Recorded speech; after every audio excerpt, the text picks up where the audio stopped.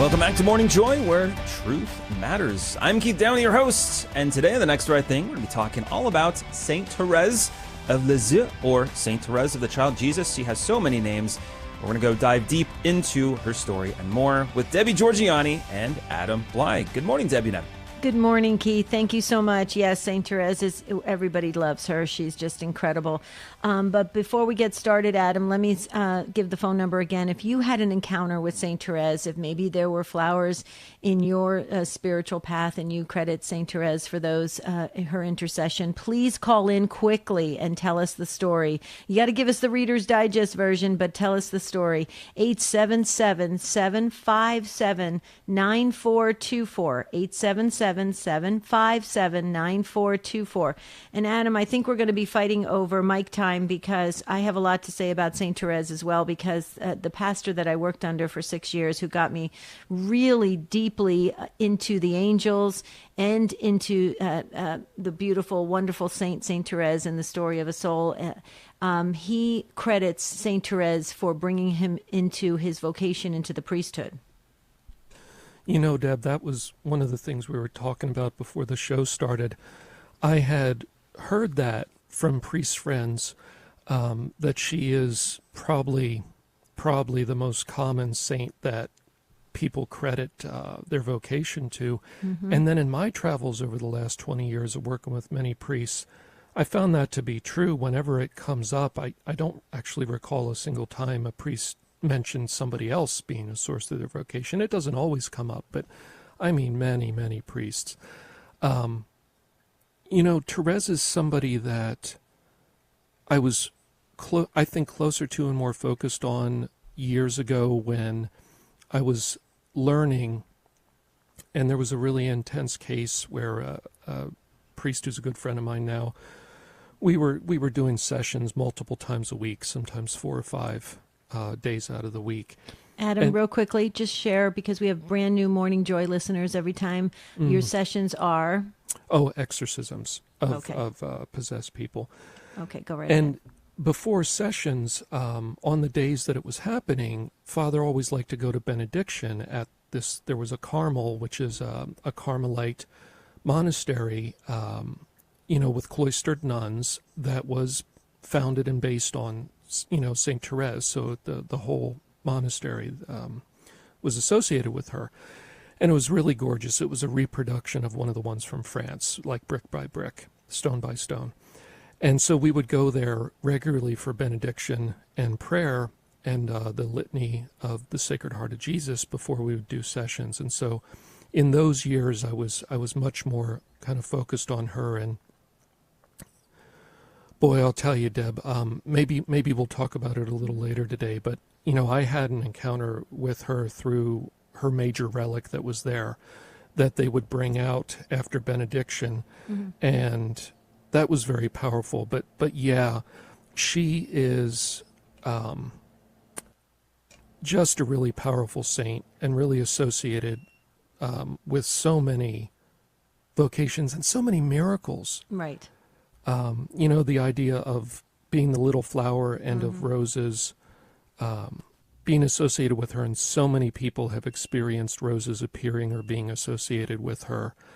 I don't know. What do you think? What's been your history with Therese, Deb? Well, it's interesting as you're talking about having an encounter with her. I think that's why so many people love her, because she is so personal with people that become friends with her and follow her. And she has that beautiful, gentle way, that loving way. It's all about love with her. The interesting thing about Saint Therese, if you look at the autobiography, which has gone all over the world, which she never had anticipated it would do that. She just followed orders, right? She just followed what she was supposed to do.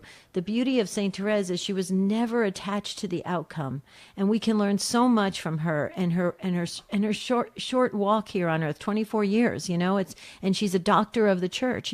So when people say, and she spoke in just plain talk, it wasn't this high theological talk, and here she rose to this great place and position in our church. she was never attached to the outcome, Adam. So she just did the right thing. And this is like the next right thing, what we're doing with these segments. And whatever happens, you know, she knows she was obedient. She was connected to God. She was humble, and she traveled in that way. And we can learn so much from her. And especially in this world where everything makes us want to get attached to this world and cling to this world. She was the opposite. And that's the beauty of her. There's so many things we could say. And yes, she's very active. People say that they received those messages with rose petals and flowers and different scents and all sorts of feelings. My pastor, he was very close to her. And St. Therese was close to her guardian angel, which we're going to be talking about tomorrow on the Feast of the Guardian Angels. And I believe that has a lot to do with it because she's so incredibly connected to the heavenly realm when she was on this side of the veil, that she enabled us to really get a beautiful, gentle, innocent glimpse of that. Because even when I think about her all the time, Adam, when you bring up how we should say a Hail Mary and an Our Father, just one, very reverently. She talked about that. That's one of her famous quotes. She says when she was in spiritual dryness, she just knew that she just had to say one Hail Mary, one Our Father, deep from her heart, and that's all that was needed rather than rattling off 100 of them. So, I mean, there's so many things you say, Adam, that remind me of St. Therese. Oh, I'm not anything special, or I'm certainly not on her level. But yes, she was very simple. And that is very attractive and very useful for people. Her simplicity of her spiritual life, her simplicity of her prayer life. She saw herself as Jesus's creature. Mm-hmm. And she would often say, you know, Lord, do with me whatever you wish. She was completely docile and submissive to God and trusting of Jesus. And whatever came her way, she saw it as Jesus's will and accepted it. Right. Even her illness, which was painful and prolonged, she died of tuberculosis, which can be a very painful and distressing, you know, illness to go through. She accepted that. Mm-hmm. And, you know, the two miracles for her canonization were cures of tuberculosis, yeah, which is kind of neat. Yeah. And then talk about her parents. This is fascinating. But Adam, you know, let's just go back to this for a minute. Talk about a simplistic type of view of the faith in a spiritual life. That word bothers me because I think that people, they're trying so hard to grasp the enormous sense of God, and so they feel like they have to really stretch their mind. God is very direct, and God is very simple, but it's simple but profound. It's simple but really incredibly spiritually advanced. If you look at the saints, they had such a direct connection, and if you listened to what they used to say on their quotes, you'd be like, oh my goodness, this is so elementary. Mm-hmm. Because it was so clear to them. The clarity was there. We don't need the high theological talk in order to try and grasp the love of God. Yeah, you know, Deb, you're touching on a couple things that are really important. The first one is to remember that God has given us many different types of saints with different personalities, different backgrounds. They're all saints. They've all made it to heaven, but they give us different models or pathways that fit our individual personalities. Exactly. Some of us are, some are very analytical, and we want to be really systematic and very formal in our thinking, and Thomas Aquinas is a great saint to go to for that. Mm-hmm. Some people want a very simple and heartfelt, gentle connection with God, and Therese in her little way is a good place for that. Right. But it still equals sainthood. Exactly. Okay. And then myriad other saints. And so that's one of the beauties of our faith is you can find a saint that clicks for you, that you can relate to, and then glean some inspiration and grace from studying their life that is going to be useful in your life because you have some similarities. God draws all of us to himself. And he has created us in different ways, but yet he draws us all to himself. And so when you find somebody a little bit like you, the way God drew them to himself is probably going to have some similarities. And so that's one of the beauties of sainthood. Mm-hmm. The other thing you touched on, and I think it's good to remember, yes, Therese was very simple in her approach, but she did have a formation in the Carmel. She did have a formation before getting to that point. Like some people will say, like, oh, I don't need religion and I don't need to study anything. You know, I'm just spiritual and not religious, and I don't need any formal structure to things.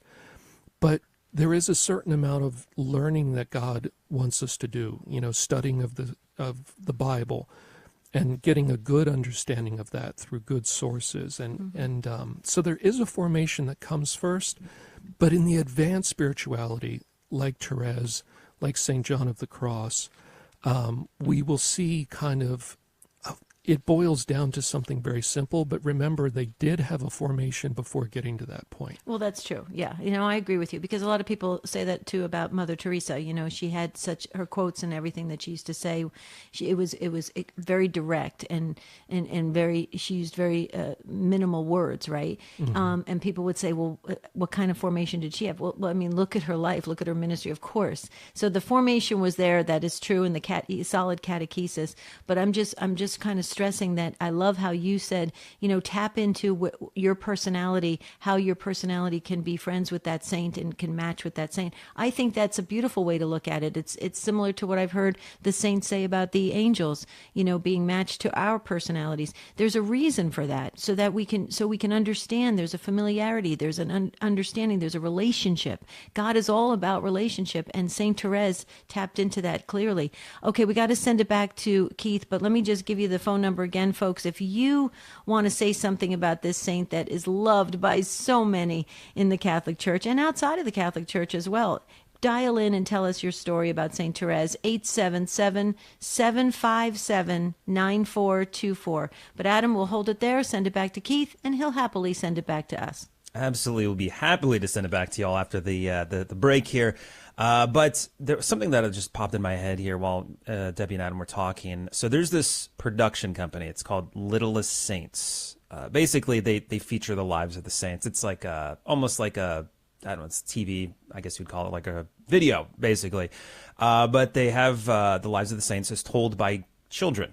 In each episode, a young child dons like a habit or cassock, uniform, anything and everything, and then acts out different heavenly hero stories. So it's, you know, there's drama, comedy, and everything in between.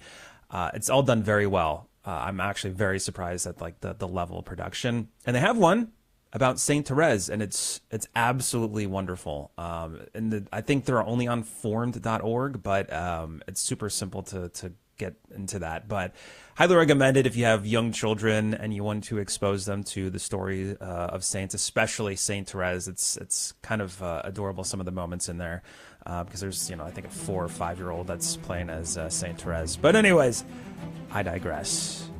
Coming up next, we are continuing this conversation on Saint Therese of Lisieux. Okay, now if you have any encounters with her, please give us a call, 877-757-9424. We'll see you after this break on Morning Joy, where truth matters. You're listening to Morning Joy, where truth matters. Welcome back to Morning Joy, where truth matters. I'm Keith Downey, your host, and we are continuing this conversation all about Saint Therese, the child Jesus of Lisieux, the little flower, so on and so forth. And without further ado, Debbie and Adam, take it away. Thank you, Keith. Thank you so much. And we do have a story that Tim Mott, our senior producer, is going to share about St. Therese. But Adam, I just wanted to share this. There's so many beautiful quotes attributed to St. Therese, and I would encourage listeners on this feast day to just Google search the quotes of St. Therese of Lisieux. And I would definitely look at them and meditate on them, because she had so much to say in her very simplistic way. It's so deep. And one of the things that she has said in one of her quotes, and I'm just going to paraphrase here, you know, she talks about there's only one thing to do here below, and that's on earth, is to love Jesus and to win souls for him, because he wants to so much be loved. You know, that's what we're trying to do here on Catholic Radio, is to love Jesus and to win souls for him. And I love that about St. Therese, and I love the way she was so direct and just getting us to start walking the walk, talking the talk. And that's actually what we were going to talk about today, Adam, is being your word and being a true Christian. And she definitely is a great role model for us. But Adam, if we can turn our attention to Tim Mott, because Tim's got a story. Great. Hey there, thank you. Hey, yeah, so I was thinking, well, if I were listening, I would call in because this story kind of fits. So we were living with my brother-in-law. I have my wife and my 2 kids, and it was a few years ago, and we needed a place to live. So we were looking around trying to find a house, and we need something, in a good neighborhood. It fits our needs, all that kind of stuff. Fits our finances, which were kind of tight at the time. And my wife was praying to Saint Therese because we were newly Catholic, and Saint Therese, we had heard about, and my wife chose her as a saint to pray to help find a house. And so she was expecting some sort of sign, like a rose bush out front or something like that, or some sort of connection with flowers.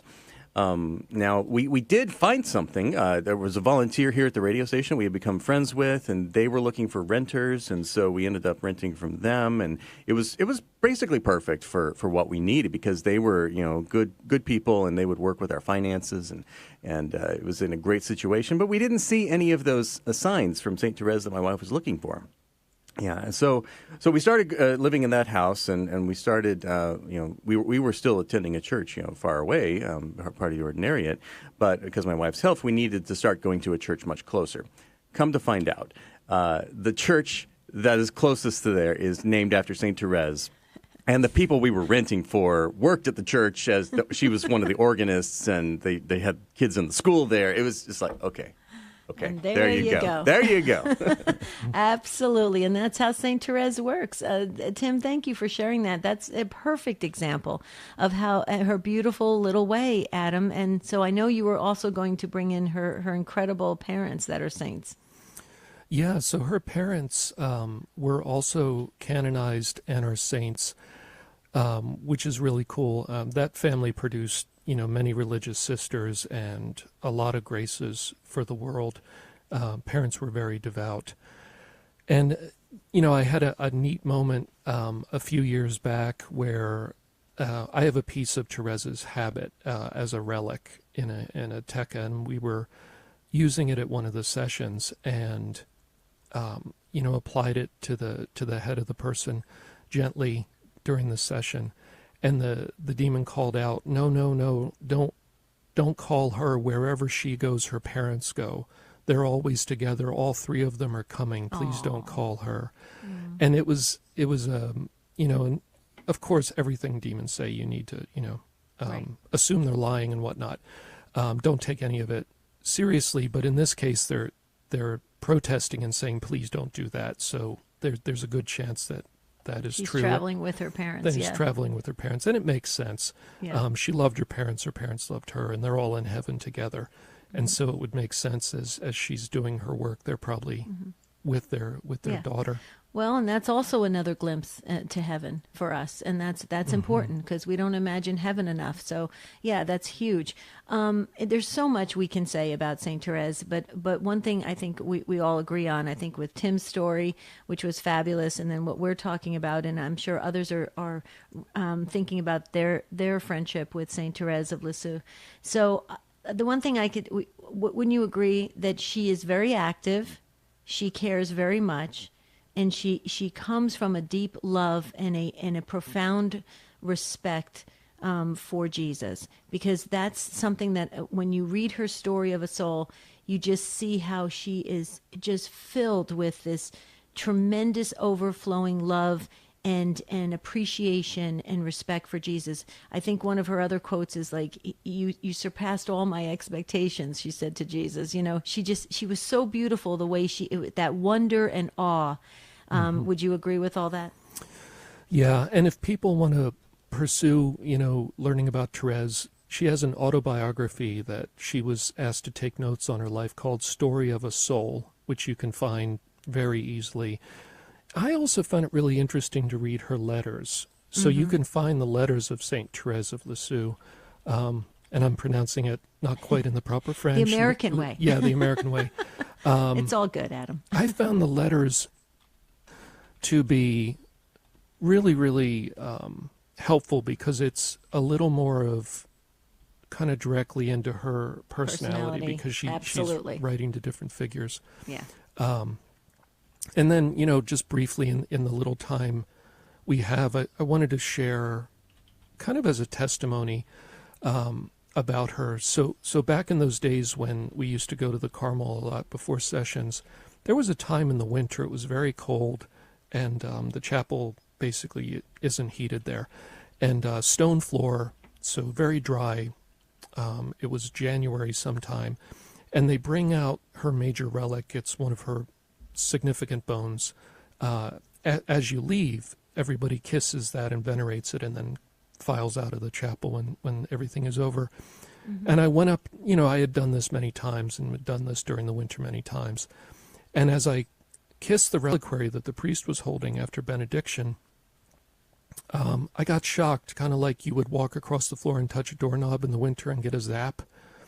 It was like that, but it was when I kissed it, but it was very strong, and I was actually unconscious for a quarter second, half a second. So I was falling sideways unconscious and caught myself and woke up very quickly. So I didn't fall to the floor, but like I was going down.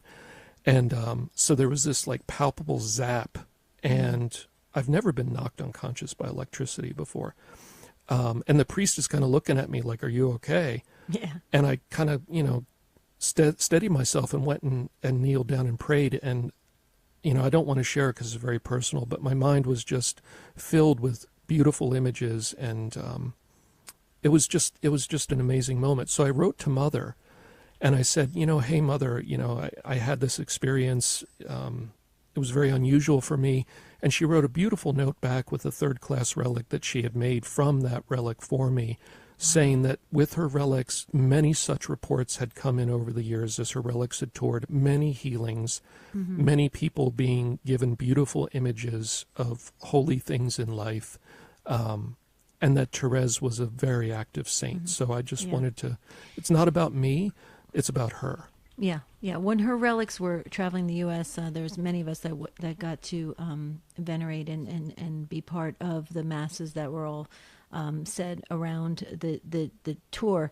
And I can attest to what you are sharing because a lot of people came into the parish and said, I don't know what it was, but I felt something very unique when I was getting closer to her relic. And so just to kind of affirm and confirm what you're saying about this idea of the saints being very active. Anything more you want to say about that? Because I know that Father Carlos Martins with St. Jude traveling around and all these other relics that are traveling, I think they're very important for folks to pay a visit and make sure they carve out time to visit these wonderful saints. Yeah, I would. There's a beautiful mystery there, and there's graces available from all of the saints. Yeah. Okay, so I wish we had more time to talk about this incredibly popular saint, but you can do your research and fall in love with her as well. We're going to send it back to Keith because a very brilliant mind is coming up. And yes, I'm talking about St. Thomas Aquinas, but I'm talking about Dave Palmer. So we're going to make room for Dave, and we'll send it back to Keith. Awesome. Thank you so much, Debbie and Adam. And hey, we have some comments going in. Have you had an encounter with Saint Thérèse? Please, if you're watching live streaming from any of the social medias, put it down in the comments and we'll talk about it in the After Show Clubhouse. But yes, as Debbie mentioned, coming up next, we're talking with Dave Palmer on our Thinking Out Loud segment. What's the difference between image and likeness? We'll see after this break. You're listening to Morning Joy, where truth matters.